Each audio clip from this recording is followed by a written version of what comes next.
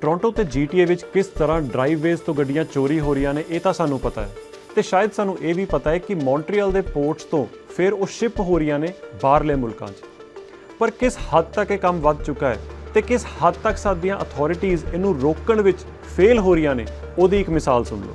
Stephen top ਦਾ ਕਹਿਣਾ ਹੈ ਕਿ ਉਸਨੂੰ ਪਤਾ ਸੀ ਕਿ ਉਸਦੇ ਟੋਰਾਂਟੋ ਡਰਾਈਵਵੇ ਤੋਂ ਚੋਰੀ ਕੀਤੀ ਰੇਂਜ ਰੋਵਰ ਕਿੱਥੇ ਹੈ, ਇੱਕ ਟਰੈਕਿੰਗ ਡਿਵਾਈਸ ਕਰਕੇ।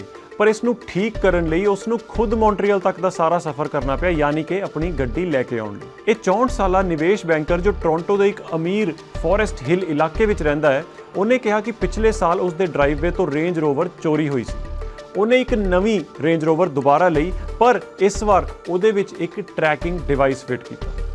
ਉਹਨੇ ਕਿਹਾ ਕਿ ਚੋਰਾਂ ਨੇ ਮਾਰਚ ਵਿੱਚ ਉਸਦੀ ਪਹਿਲੀ ਰੇਂਜ ਰੋਵਰ ਚੋਰੀ ਕੀਤੀ ਸੀ, ਇਸ ਕਰਕੇ ਉਹਨੇ ਸੋਚਿਆ ਕਿ ਹੁਣ ਇਸ ਵਾਰ ਉਹ ਇੱਕ ਟਰੈਕਿੰਗ GPS ਦਾ ਇਲੈਕਟ੍ਰੋਨਿਕ ਜਿਹੜਾ ਡਿਵਾਈਸ ਹੈ ਉਹਨੂੰ ਵਿੱਚ ਲਾਏਗਾ। ਸੋ ਟੌਪ ਨੇ ਕਿਹਾ ਕਿ ਉਸਦੀ ਲਗਜ਼ਰੀ SUV ਹੁਣ ਇੱਕ ਵਾਰ ਦੁਬਾਰਾ ਚੋਰੀ ਹੋ ਗਈ। ਜਦੋਂ ਉਸਦੀ ਦੂਜੀ ਰੇਂਜ ਰੋਵਰ ਪਹਿਲੇ ਤੋਂ ਕੁਝ ਹਫ਼ਤਿਆਂ ਬਾਅਦ ਹੀ ਚੋਰੀ ਹੋ ਗਈ ਤਾਂ ਉਸਨੇ ਸ਼ੁਰੂ ਵਿੱਚ ਟੋਰਾਂਟੋ ਦੇ ਪੂਰਬੀ ਸਿਰੇ ਵਿੱਚ ਕੈਨੇਡੀਅਨ ਪੈਸੀਫਿਕ ਰੇਲਵੇ ਯਾਰਡ ਵਿੱਚ ਅਤੇ ਕੁਝ ਦਿਨਾਂ ਬਾਅਦ ਮੌਂਟਰੀਅਲ ਦੇ ਇੱਕ ਬੰਦਰਗਾਹ ਵਿੱਚ ਉਸ ਨੂੰ ਟਰੈਕ ਕਰ ਲਿਆ, ਜਿੱਥੇ ਉਹ ਇੱਕ ਸ਼ਿਪਿੰਗ ਕੰਟੇਨਰ ਵਿੱਚ ਸੀ। ਫਿਰ ਜਦੋਂ CBSA ਨਾਲ ਗੱਲ ਹੋਈ ਤਾਂ ਉਹਨਾਂ ਨੇ ਇਸ ਕੰਟੇਨਰ ਨੂੰ ਰੋਕ ਲਿਆ, ਯਾਨੀ ਕਿ ਇਹਨੂੰ ਸ਼ਿਪ ਨਹੀਂ ਹੋਣ ਦਿੱਤਾ। ਹਾਲਾਂਕਿ ਟੌਪ ਨੇ ਕਿਹਾ ਕਿ CBSA ਨੇ ਉਸ ਨੂੰ ਦੱਸਿਆ ਕਿ ਏਜੰਸੀ ਵਿੱਚ ਸਟਾਫ ਦੀ ਘਾਟ ਹੋਣ ਕਾਰਨ ਕੰਟੇਨਰ ਨੂੰ ਖੋਲ੍ਹਣ ਵਿੱਚ 4 ਮਹੀਨਿਆਂ ਦਾ ਸਮਾਂ ਲੱਗ ਸਕਦਾ ਹੈ ਅਤੇ ਇੱਕ ਪਾਸੇ ਰੱਖੇ ਜਾਣ ਦੇ ਬਾਵਜੂਦ ਕੋਈ ਹੋਰ ਇਸ ਨੂੰ ਸ਼ਿਪ ਕਰਕੇ ਲਿਜਾ ਸਕਦਾ ਹੈ। ਸੋ ਟੌਪ ਨੇ ਸੋਚਿਆ ਕਿ ਜੇ ਉਸਨੇ ਆਪਣੀ ਗੱਡੀ ਨੂੰ ਬਚਾਉਣਾ ਹੈ ਤਾਂ ਉਹਨੂੰ ਖੁਦ ਹੀ ਕੁਝ ਕਰਨਾ ਪਏਗਾ। ਇਸ ਕਰਕੇ ਟੌਪ ਖੁਦ ਮੌਂਟਰੀਅਲ ਡਰਾਈਵ ਕਰਕੇ ਗਿਆ, ਜਿੱਥੇ CBSA ਦੇ ਆਫੀਸ਼ੀਅਲਸ ਉਹਦੇ ਨਾਲ ਗਏ, ਉਹਦੀ ਕੰਟੇਨਰ 'ਚੋਂ ਗੱਡੀ ਕੱਢੀ ਤੇ ਇਸ ਤਰ੍ਹਾਂ ਉਹਨੇ ਆਪਣੀ ਗੱਡੀ ਬਚਾਈ ਹੈ। ਟੋਰਾਂਟੋ ਪੁਲਿਸ ਸਰਵਿਸ ਨੇ 2022 ਵਿੱਚ 9606 ਵਾਹਨ ਚੋਰੀ ਹੋਣ ਦੀ ਰਿਪੋਰਟ ਕੀਤੀ, ਜਦੋਂ ਕਿ 2015 ਵਿੱਚ ਸਿਰਫ 3284 ਤੇ ਇਹ ਨੰਬਰ ਸੀਗਾ। ਇਹਨਾਂ ਸਾਰੀਆਂ ਰਿਪੋਰਟਾਂ ਤੋਂ ਸਾਨੂੰ ਇਹ ਤਾਂ ਪਤਾ ਲੱਗ ਰਿਹਾ ਹੈ ਕਿ ਗੱਡੀਆਂ ਬਹੁਤ ਚੋਰੀ ਹੋ ਰਹੀਆਂ ਨੇ, ਪਰ ਪਿਛਲੀਆਂ ਕੁਝ ਰਿਪੋਰਟਸ ਦੇ ਮੁਤਾਬਿਕ ਤੇ ਪੁਲਿਸ ਦੀ ਕਾਰਵਾਈ ਤੋਂ ਪਤਾ ਚੱਲਦਾ ਹੈ ਕਿ ਜ਼ਿਆਦਾਤਰ ਜਿਹੜੀਆਂ ਗੱਡੀਆਂ ਮੌਂਟਰੀਅਲ ਜਾਂਦੀਆਂ ਨੇ, ਸ਼ਿਪਿੰਗ ਕੰਟੇਨਰਸ ਵਿੱਚ ਪੈਂਦੀਆਂ ਨੇ, ਉਹ UAE ਜਾਂ ਹੋਰ ਅਫਰੀਕਨ ਦੇਸ਼ਾਂ ਵਿੱਚ ਜਾਂਦੀਆਂ ਨੇ, ਜਿੱਥੇ ਉਹ ਗੱਡੀਆਂ ਕਿਉਂਕਿ ਅਸਲ ਵਿੱਚ ਉਹ ਨਵੀਂ ਗੱਡੀ ਨਹੀਂ ਮਿਲਦੀ, ਇਸ ਕਰਕੇ ਉਹ ਬਹੁਤ ਮਹਿੰਗੇ ਮੁੱਲ ਤੇ ਉੱਥੇ ਵਿਕ ਜਾਂਦੀ ਹੈ।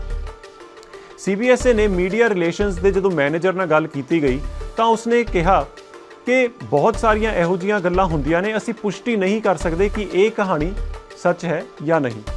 ਪਰ ਜਿਨ੍ਹਾਂ ਮਾਮਲਿਆਂ ਵਿੱਚ CBSA ਚੋਰੀ ਹੋਏ ਵਾਹਨਾਂ ਨੂੰ ਨਿਰਯਾਤ ਦੇ ਸਥਾਨ ਤੇ ਰੋਕਦਾ ਹੈ, ਏਜੰਸੀ ਅਧਿਕਾਰ ਖੇਤਰ ਦੀ ਸਥਾਨਕ ਪੁਲਿਸ ਅਤੇ ਹੋਰ ਖੂਫੀਆ ਸਰੋਤਾਂ ਨਾਲ ਸਾਂਝੇਦਾਰੀ ਵਿੱਚ ਕੰਮ ਕਰਦੀ ਹੈ ਅਤੇ ਇਹਨਾਂ ਕੇਸਿਸ ਨੂੰ ਸੋਲਵ ਕਰਦੀ ਹੈ। ਸੋ ਜਵਾਬ ਇਸ ਕਹਾਣੀ ਦਾ ਕੋਈ ਨਹੀਂ ਦਿੱਤਾ ਕਿ ਇਹ ਹੋਇਆ ਸੀਗਾ ਕਿ ਨਹੀਂ, ਪਰ CBSA ਇਹਦਾ ਮਤਲਬ ਬੜੀ ਚੰਗੀ ਤਰ੍ਹਾਂ ਜਾਣਦੀ ਹੈ ਕਿ ਇਹੋ ਜਿਹੀਆਂ ਚੀਜ਼ਾਂ ਹੋ ਰਹੀਆਂ ਨੇ, ਪਰ ਫਿਰ ਵੀ ਇਹਨੂੰ ਰੋਕ ਨਹੀਂ ਪਾ ਰਹੀ ਹੈ। ਇੱਕ ਗੱਲ ਤਾਂ ਤੈਅ ਹੈ ਕਿ GTA ਵਿੱਚ ਆਟੋ ਥੈਫਟ ਦੇ ਜਿਹੜੇ ਨੰਬਰ ਨੇ ਉਹ ਵੱਧਦੇ ਜਾ ਰਹੇ ਨੇ ਤੇ ਪੁਲਿਸ ਇਹਨੂੰ ਕਾਬੂ ਨਹੀਂ ਕਰ ਪਾ ਰਹੀ ਹੈ। ਲੇਕਿਨ ਜਿਹੜੇ ਕੁਝ ਕੇਸਿਸ ਕ੍ਰੈਕ ਹੋਏ ਨੇ ਉਹਦੇ ਵਿੱਚ ਵੀ ਜਦੋਂ ਇੱਕ ਵਾਰ GTA ਚੋਂ ਗੱਡੀ ਬਾਹਰ ਨਿਕਲ ਜਾਂਦੀ ਹੈ ਤਾਂ ਫਿਰ CBSA ਜਾਂ ਉੱਥੇ ਦੀਆਂ ਜਿਹੜੀਆਂ ਲੋਕਲ ਅਥਾਰਟੀਜ਼ ਨੇ, ਪੋਰਟਸ ਤੇ ਹੋਰ ਅਥਾਰਟੀਜ਼ ਨੇ, ਉਹਨਾਂ ਨਾਲ ਜਿਹੜੀ ਰਲ ਮਿਲ ਕੇ ਕਾਰਵਾਈ ਕਰਨੀ ਹੁੰਦੀ ਹੈ, ਉਹਦੇ ਵਿੱਚ ਵੀ ਕਿਤੇ ਨਾ ਕਿਤੇ ਤਾਲਮੇਲ ਵਿੱਚ ਵੀ ਕਮੀ ਦਿਖਦੀ ਪਈ ਹੈ। ਤੇ ਇੱਕ ਵਾਰ ਜੇ ਗੱਡੀ ਦੇਸ਼ ਚੋਂ ਬਾਹਰ ਚਲੀ ਗਈ ਫਿਰ ਤਾਂ ਸ਼ਾਇਦ ਉਹਨੂੰ ਵਾਪਸ ਲਿਆਉਣ ਦਾ ਹੋਰ ਕੋਈ ਤਰੀਕਾ ਹੈ ਹੀ ਨਹੀਂ। ਵੈਸੇ CBSA ਨੇ 2022 ਵਿੱਚ ਵਿਦੇਸ਼ ਭੇਜਣ ਤੋਂ ਪਹਿਲਾਂ ਕੁੱਲ 1348 ਚੋਰੀ ਹੋਏ ਵਾਹਨਾਂ ਨੂੰ ਰੋਕਿਆ।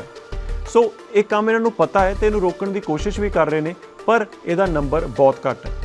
ਵਾਹਨਾਂ ਦੀ ਰਿਕਵਰੀ ਦੀ ਦਰ 45% ਤੇ ਨੈਸ਼ਨਲ ਜਿਹੜੀ ਰਾਸ਼ਟਰੀ ਵਿਕਰੀ ਦਰ ਹੈ ਉਹ 57% ਹੈ। ਸੋ ਕਿਤੇ ਨਾ ਕਿਤੇ ਘਾਟ ਤਾਂ ਬਹੁਤ ਹੈ ਤੇ ਇਸ ਪੂਰੇ ਰਿੰਗ ਨੂੰ, ਇਸ ਪੂਰੇ ਥੈਫਟ ਦਾ ਜਿਹੜਾ ਰਿੰਗ ਚੱਲ ਰਿਹਾ ਹੈ ਕਿ GTA ਚੋਂ ਗੱਡੀਆਂ ਚੋਰੀ ਹੁੰਦੀਆਂ, ਮੌਂਟਰੀਅਲ ਵਿੱਚ ਟਰੱਕਾਂ ਵਿੱਚ ਜਾਂਦੀਆਂ ਨੇ ਤੇ ਫਿਰ ਸ਼ਿਪਿੰਗ ਕੰਟੇਨਰਸ ਵਿੱਚ UAE ਜਾਂ ਅਫਰੀਕਨ ਨੇਸ਼ਨਸ ਵਿੱਚ ਜਾ ਕੇ ਵਿਕ ਰਹੀਆਂ ਨੇ, ਇਹ ਪੂਰਾ ਸਾਈਕਲ ਕਿਸੇ ਤਰ੍ਹਾਂ ਤੋੜਨਾ ਪਏਗਾ। CBSA ਨੂੰ ਸਾਰੇ ਜਿਹੜੇ ਕਾਰਗੋਜ਼ ਨੇ ਉਹਨਾਂ ਨੂੰ ਬਿਹਤਰ ਚੈੱਕ ਕਰਨ ਦੀ ਲੋੜ ਹੈ। ਜੇ ਉਹਦੇ 'ਚ ਵਾਹਨ ਨੇ ਤਾਂ ਉਹ ਚੈੱਕ ਕਰਨ ਦੀ ਲੋੜ ਹੈ ਕਿ ਉਹ ਚੋਰੀ ਦੇ ਨੇ ਕਿ ਨਹੀਂ, ਕਿਉਂਕਿ ਜੇ ਦੇਸ਼ 'ਚੋਂ ਕੋਈ ਚੀਜ਼ ਜਾ ਰਹੀ ਹੈ ਤੇ ਅਸੀਂ ਫਿਰ ਵੀ ਉਹਨੂੰ ਨਹੀਂ ਰੋਕ ਪਾ ਰਹੇ ਤਾਂ ਉਸ ਤੋਂ ਮਾੜੇ ਸਾਡੇ ਹਾਲਾਤ ਕੀ ਹੋਣਗੇ। ਇੰਨੇ ਮਾੜੇ ਹਾਲਾਤ ਕਿ ਲੋਕਾਂ ਨੂੰ ਆਪ ਜਾਣਾ ਪੈ ਰਿਹਾ ਆਪਣੀਆਂ ਗੱਡੀਆਂ ਬਚਾਉਣ।